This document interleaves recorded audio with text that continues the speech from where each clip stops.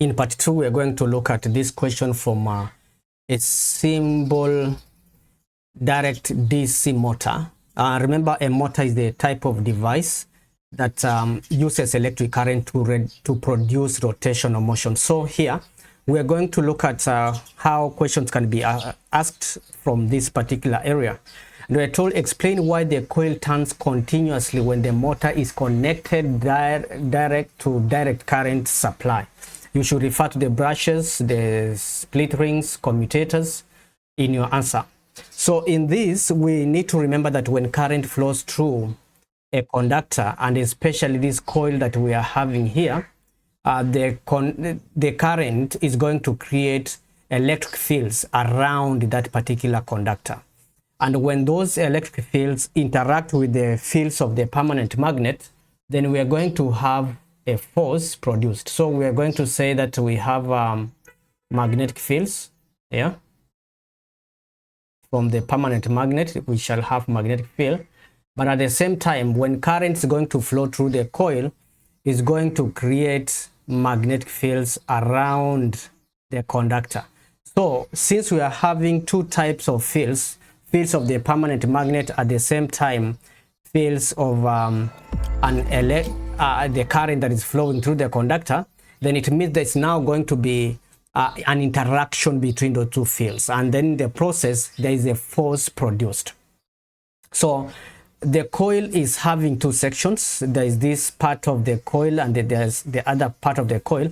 You realize that current is going to flow in opposite direction. In this one, current will flow through the brushes and current will follow that direction. It goes round, then current will be coming this way. So since current is flowing in opposite direction in the coils, the two sides of the coil, it means we are going to have forces which are acting in opposite direction. So one end will experience an upward force and the other end is going to experience a downward force. Now let's see how you are supposed to respond to this. I started by saying when current flows through the coil, it produces magnetic fields.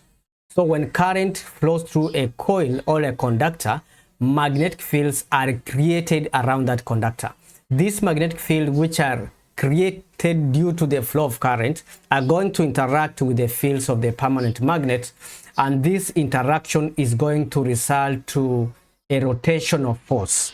The brushes maintain the sliding electrical contact with the split rings commutator to allow the coil to spin without the wires tangling, and the split rings reverses the direction of the current after every half turn. Yeah, current reverses after every half turn, and then in the process the coil is going to rotate continuously in one direction. So that is exactly what how you are supposed to put your answer whenever you are given a question like that. We have the next part here whereby we are assessing how to determine power. Remember, power is the rate at which energy is transferred. And in that case, we are having two people here, person A and student A and student B, who are doing this experiment. And the method the students decide to do is that student A is going to have a stopwatch and is going to start immediately. Tells this person to start running up, and then is going to time how long this student B going to take to run up the steps. Now in the process, they are going also to use the mass of the student and the height over which the student has run. Maybe in the process of finding energy, they are going to find energy that is mgh, which is going to the gravitational potential energy over this height, and then use the time they have recorded at that point to determine the rate at which energy is transferred, which is basically power. Now student A starts timing the stopwatch and shouts go, and the same time student B begins to run up. The student repeats their method for more times. Give a reason why times recorded may not be accurate. we bring an issue of reaction time here.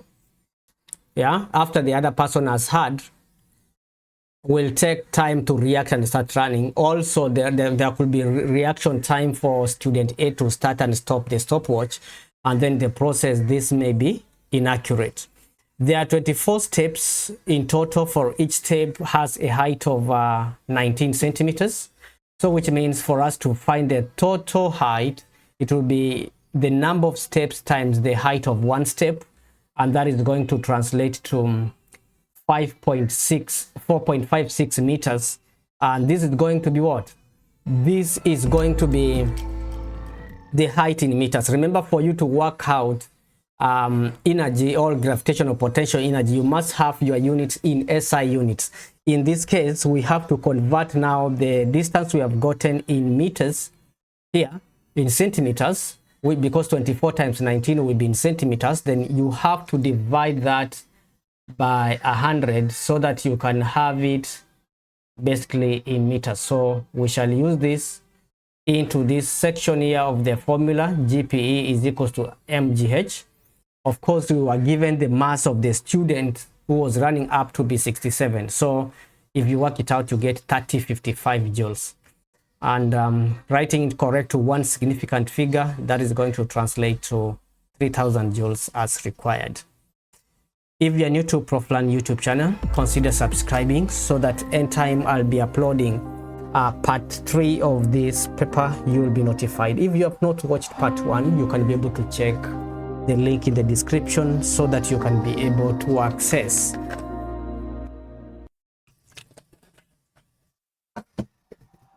part 1. So let's dive in and continue with the next question. Then we are told that the table shows times recorded by student B. Then we are supposed to calculate the mean.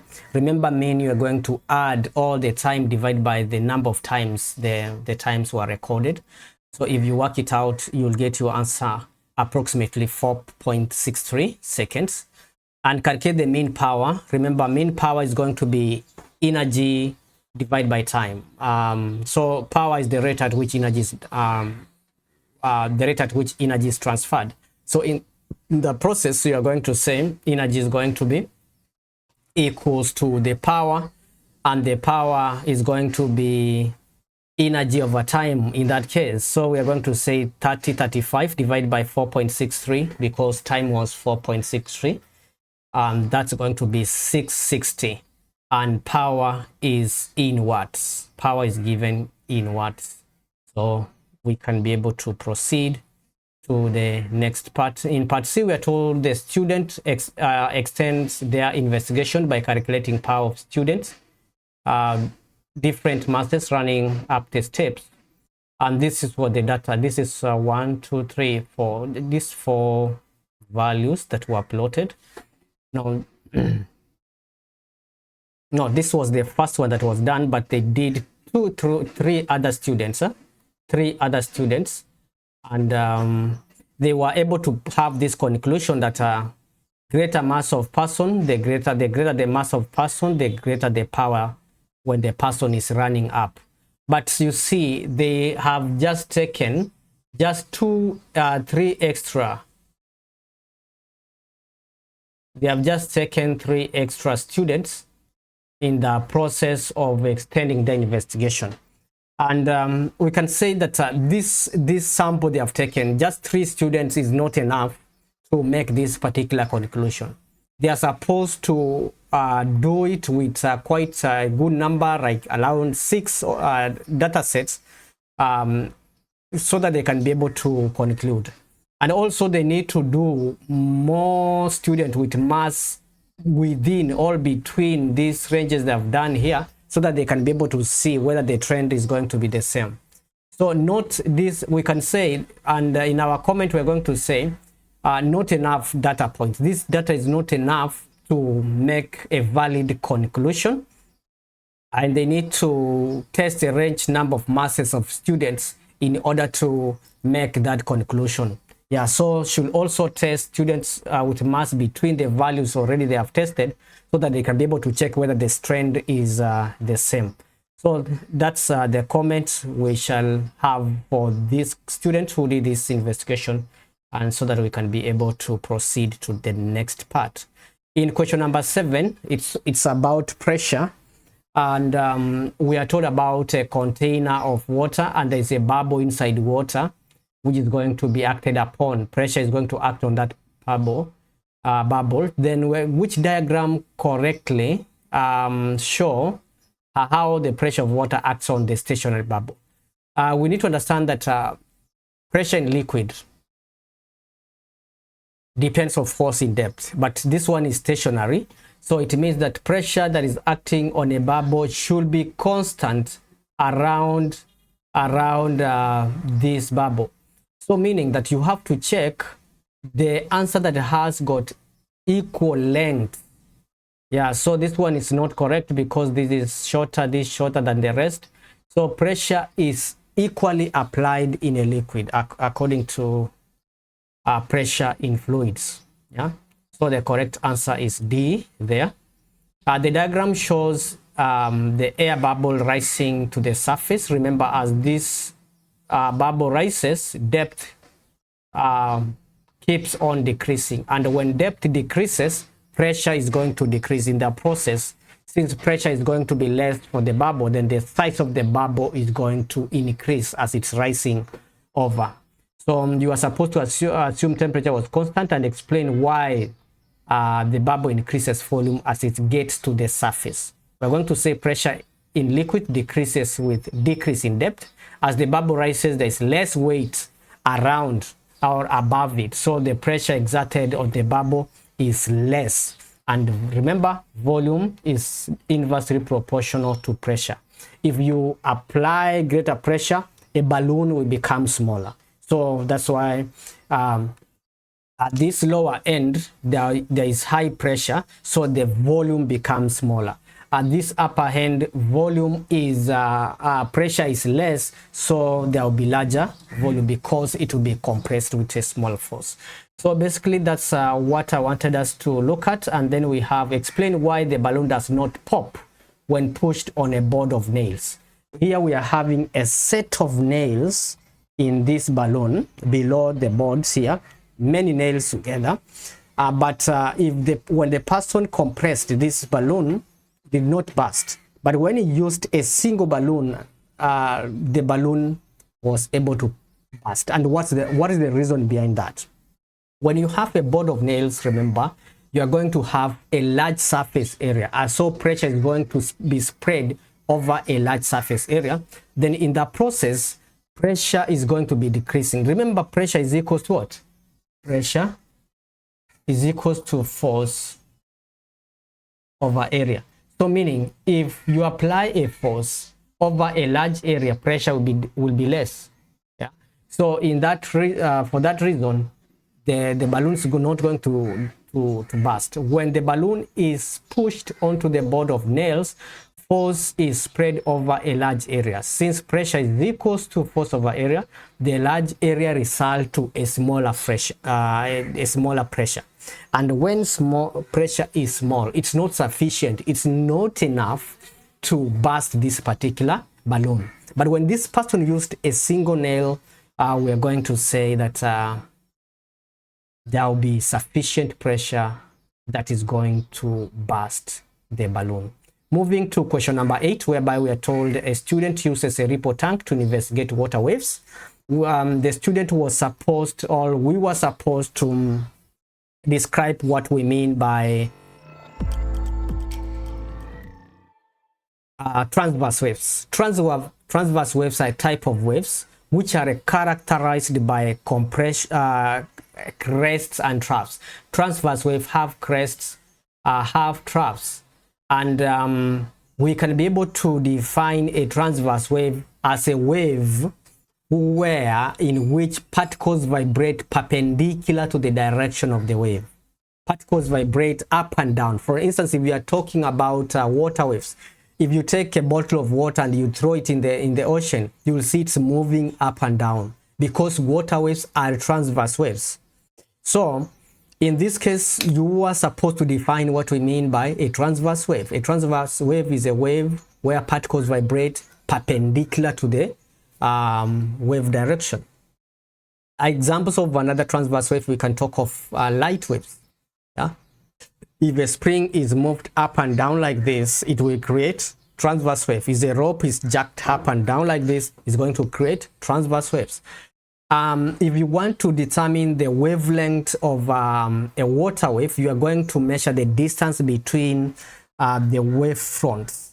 So we are having wave fronts here. So if you want to find the wavelength, you're going to measure this distance. And when I measure this using my ruler, I got it around 0.9 centimeters. But in the equation, we were told that 1 centimeters on the diagram represent 2 centimeters in the lab. So meaning we can say 1 is equal to 2 centimeters. So because I measure the diagram, I'll say 0.9 centimeters is equals to what? So if we work it out, you'll get a value which is approximately a value that is approximately 1.8 centimeters. So that we can be able to use that wavelength to work out the wave speed since we were given frequency. Because if you have the wave equation v is equals to f lambda, frequency times wavelength, then we can be able to go ahead and use the wavelength in meters that I have gotten in the previous section, so that I can be able to work out what speed was this wave. That was going to be 0.27 meters. Now we have the concept of Doppler effect that is being brought in context here. Remember, Doppler effect is the relative change in frequency of a wave due to relative motion between the source and the observer. So since the source is moving forward, you will find that the wave fronts will be closely packed together. The wave front will be very, very close. Yes, the source is moving forward, the wave fronts will be very close. And where the wave fronts are very close, it means the wavelength is going to be shorter or smaller. Now remember, since the wave speed has not changed and the wavelength has become smaller, then we are going to say frequency in this region here is going to be higher than the lower region at that given point. So the question was asking us to explain how the frequency of waves arriving at X compares with the frequency at which the diaper was moving up and down. Remember, the diaper was moving, we call the dipper, right? So the dipper was moving up and down. So as the dipper is moving up and down, it was creating water waves. Huh? So just assume that we're having some water here and the dipper is hitting that water up and down. It will be creating wave fronts. Now since the dipper is moving up and down, as it's proceeding forward, the wave fronts towards the front are going to be what? Are going to be compressed. So when they are compressed, it means the wavelength is smaller, but the speed of the wave remains the same. Then for speed to remain the same while wavelength is going down, then frequency has to increase. So that's why I gave this particular explanation here, and I say that frequency arriving is higher than frequency at point X. The frequency is arriving at X is higher because the wavefronts here are very close. Wavelength is going to decrease, but speed remains the same. So meaning that since the wave equation is v is equals to f lambda, now since lambda decreases, wavelength decreases, f must increase for speed to remain the same. So that is how you are supposed to respond to this question in the event you are asked. Question 9 for radioactivity. We are having a counter here. And remember, we have different types of counters which can be able to read the radiations from a radioactive substance. And we're going to say this is going to be maybe a GM tube or a Geiger-Müller tube. Give the name of the suitable radiation detector, Geiger-Müller tube. Give safety precautions. When you are using radiation, remember they are harmful. They can cause cancer. They can be able to cause ionization of blood. Then it means that when you are using or performing experiments with radiations or radioactive substances, ensure that you keep a safe distance from them. Ensure you are minimizing time of exposure so that you don't get exposed to this radiation for a long period of time. Hence, you'll be using taking a lot of dose into your body. Also, you can be able to put on protective clothes so that you can be able to shield yourself against those radiation. Let's talk about half-life, and remember, half-life is the time taken for the activity of the active substance to decrease by half. And here we are told the half-life is 70 seconds, and the initial count rate was 840. We are supposed to calculate the expected count rate after 140 seconds. So what is going to be the expected count rate? First, we need to understand how many half-lives are in 140. Since half-life is 70, so 140 divided by 70 will give us two half-lives. So meaning that this radioactive substance is going to decay twice. So the first decay it will have, so it becomes 240, and a half of this will become 210. So the remaining, the count rate after that particular period is 210. Lastly, for part 2 of this particular tutorial, we're going to say the activity of the isotope. The activity of an isotope is the total amount of radiation emitted each second, but it's estimated that only 5% is detected. Remember, radiations are always emitted in all directions, randomly in all directions, and the detector is always in front of the radiation. So there are some radiations which are not detected. So in that process, only some percentage is detected. Now for this case, only 5% is detected. So if the count rate that was registered was 840, you are asked what was the activity of the radioactive substance. Then in that case, you'll say 840 is equal to 5%. What about 100%? And if you work it out, you are going to get your answer being 16,800 as the value at that given point. If you are interested to watch part 3 of this particular tutorial, just check in the description so that you can be able to access part 3. There's a link that is going to take you straight to part 3 and part 1 of this tutorial. See you in the next tutorial.